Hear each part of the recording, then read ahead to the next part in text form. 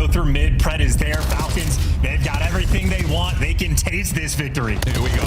Skies, he's open, brought down. Last chance. Here we go. And ladies and gentlemen, it is over. No Heimlich maneuver required.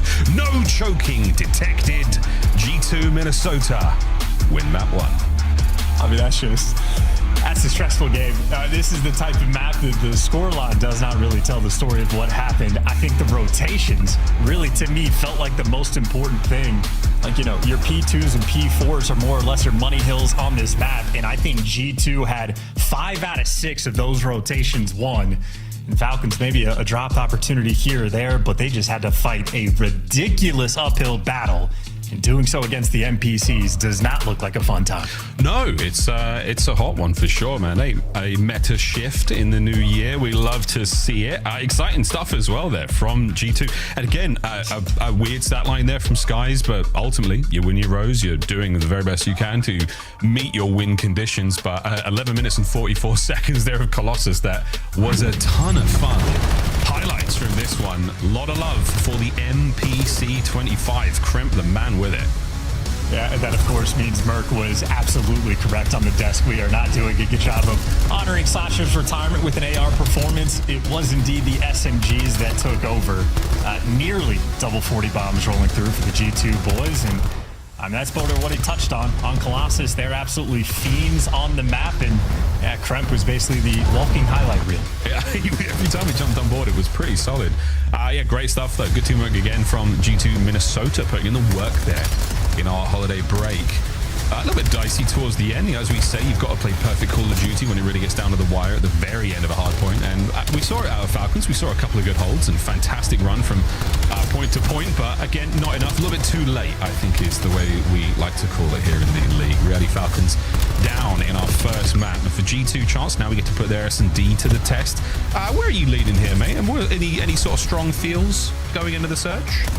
Search certainly feels like the mode Minnesota are going to need to be good at throughout the year. They've shown like decent stuff early on, but both of these squads have been very middle of the pack or maybe even slightly below average. So it's really up to them if they utilize their break well enough to sort of make these improvements. We'll get to see. As far as the Colossus goes, the expectation, a very close battle between these two teams, and that absolutely delivers.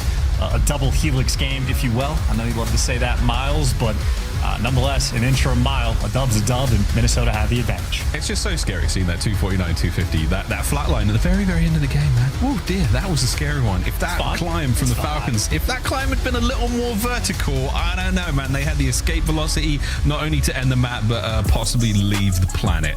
Over to Exposure, Search and Destroy coming up next. So before we get to our double dose of Den, and I've already, I mean, did I leak the script there? Did I leak the script? Maybe. But until then, Exposure, Search and Destroy. Excited to see some Overload this already in the new year, 2026. Very excited to see our first LAN Dallas coming up in a few weeks' time. Feels like it's rolled by so quickly. Everyone's talking about Birmingham. We're all excited about going back to the UK. We're excited about the change of the tickets and all that stuff and the expansion. Blah, blah, blah, blah, blah. Dallas is about to be incredible as well. Very, very excited to put this game in front of you, the fans at home. A fantastic time is going to be had. Here we go, though. Chance in the S&D. As you said, who knows, man? I don't know. I'm just here for a good time. I'm happy to be here. Yeah, brand new map for both the teams as well, right? So not super high expectations. It is all about what they have been delivering in their time off. And certainly if you're one of the ones that pays attention to streams and watches different pro players play, I know Xnid leaks out just passion endlessly. I don't understand Arabic, but I can tell how like into it this guy is. He'll play on the servers with your 200 ping. He just wants to play COD. So in my mind for Falcons, that's the player I'm most interested to watch, mainly throughout this entire series. Always a fun spectacle. We'll see what he can deliver. He's a very, very exciting POV all the way back to Black Ops 6. All the way back to Black Ops 6 when we first really got to see him go crazy. A spicy POV indeed. Crazy to see the Skies as well plays standing up like that. It's another wild and no, not at all. Wild and wonderful thing. For Mama, Esther and Kremp, we saw that one go their way. First map in the bag. Can they keep the momentum rolling here on Exposure? Our team, you want to be sneezing out when it comes to Search and Destroy every single map, and a serious one. And of course, this major, very much stock standard. This is what you would expect. You're going to play your set matches, get your seeding straight, and get rolling in. That is all going to change in the run up towards Major 2. But less of that, more of Exposure. Here we go. And this is also very much a map where you can approach with a lot of different play styles. You got Sky's going to be rocking the sniper. And in round number 1, no trophies. Everyone going to be very patient and allow your snipers to get to work.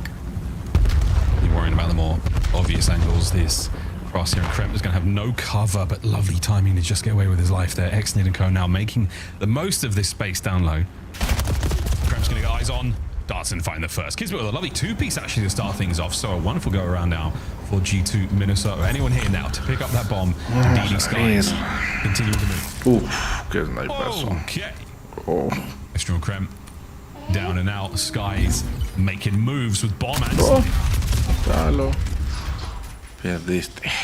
Did not last very long. Nope. He gave Selim a haircut that he does not need because those locks looking luscious on top. But either way, we're talking about how this map, you can afford to have a lot of creative strats coming through. You dodge all the pre-nades off at start. And then guys like Kismet and Falcons, 3 players hitting down low on defense.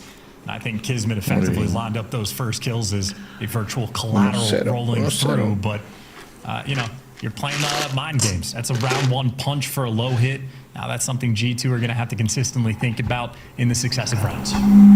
That's a weird one. I mean, especially that low part of the map. Once you're outside of that middle column, you must have top mid control. You must have space to work with. Otherwise, you are dead down there. Not a lot of cover. Too many angles to worry about. We'll see. Well, 2 players now from the Falcons making their way through the top side towards B. Diligently checking every single corner, and Xnid on the wall jumps again. Lots of intel through that middle of the map. You got what? Yeah, Kismet versus Kremp battle down low. 2 Falcons players playing with the idea of working towards B, but that's not the call. Whatever they sensed on the map, you saw Xnid doing all those sort of, but you know, you're playing mind games. That's a round 1 punch for a low hit. Now that's something G2 are going to have to consistently think about in the successive rounds. That's a weird one. I mean, especially that low part of the map. Once you're outside of that middle column, you must have top mid control. You must have space to work with. Otherwise, you are dead down there. Not a lot of cover. Too many angles to worry about. We'll see. Well, 2 players now from the Falcons making their way through the top side towards B. Diligently checking every single corner, and Xnid on the wall jumps again. Lots of intel through that middle of the map. You got what? Yeah, Kismet versus Kremp battle down low. 2 Falcons players playing with the idea of working towards B, but that's not the call.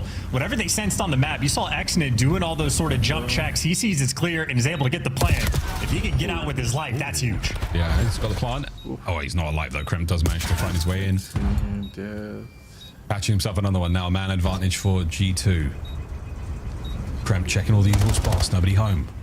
Pressing that space forward. They've got an opportunity now to get on top of the bomb and maybe get a defuse. Mamba makes it that bit easy with 25 seconds to go. A lovely bit of a flank now from Kremp. Huge work on the final kill. The last man down. 20 seconds to get that one, and Minnesota will tie it up.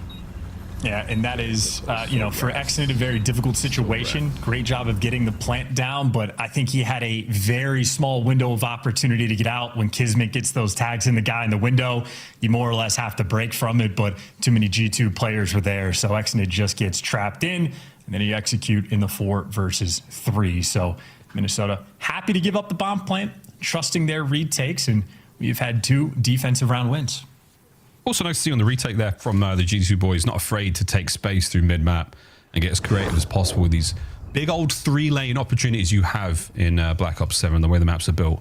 Cool to see early on there from G2. Not afraid of that space.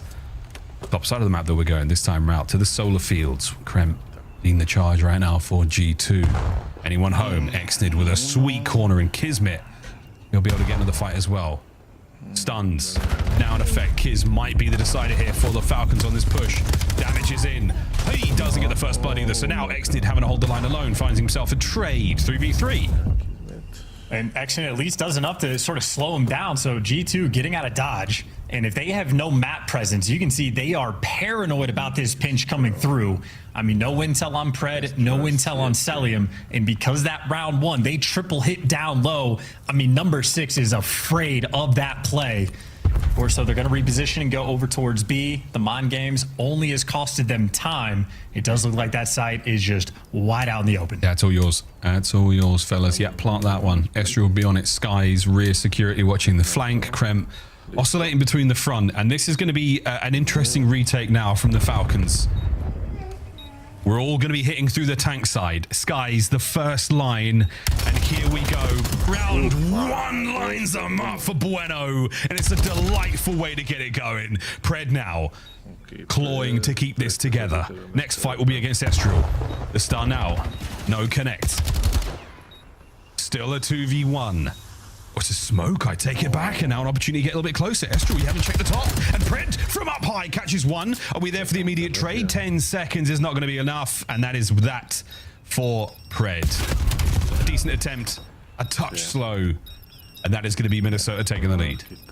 And Pred's stats are going to end up looking good. 4-1 start, but no dice there in the round, and I think Falcons a bit of a missed opportunity, right? Like, because of their strat on round one, you see the mind games were having an effect on G2, on their setup, their approach over towards the B site.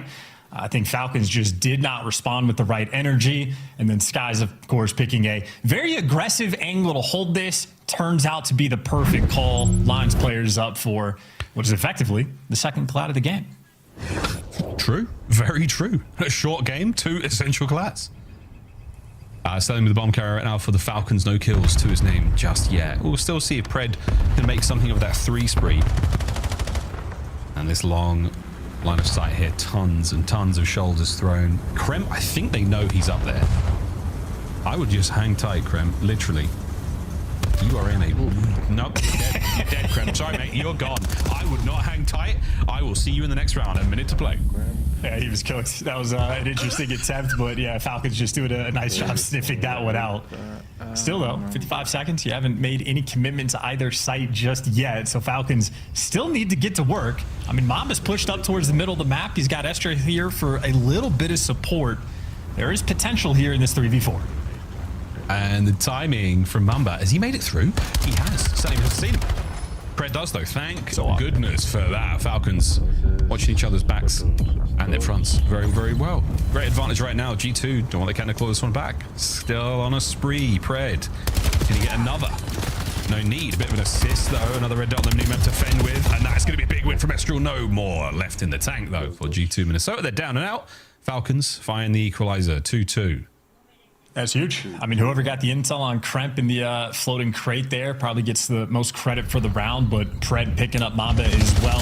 Nice little impact play, because Mamba, very awkward, a little strange with the timing underneath ring. Do you want to jump up? Do you want a full send? But what Kremp wants is maybe stronger flat jacket, because, yeah, that bad boy landed directly on his face. Yeah, I think there was no asking whether or not he was going to survive that one.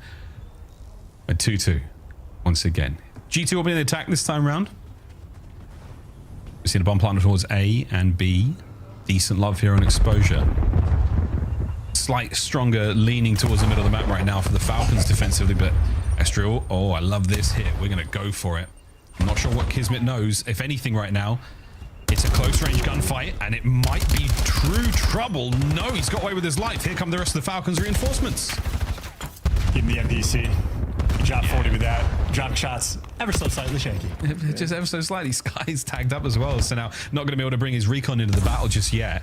And the Falcons, under the coverage of smoke, here we go, trying to retake the site over the top. We're going to find at least one Estriel starting the proceedings with a lovely bit of work and a second to his name as well. And now come Trem over the top, and he's doing everything he can to cause problems, but he hasn't got involved yet. No, he stopped shooting. What's going on here? Doesn't matter. Forget about it. G2 take the round. Kremp's making me nervous. Estriel's out here putting on a tour, a masterclass over towards that actual site in the smoke.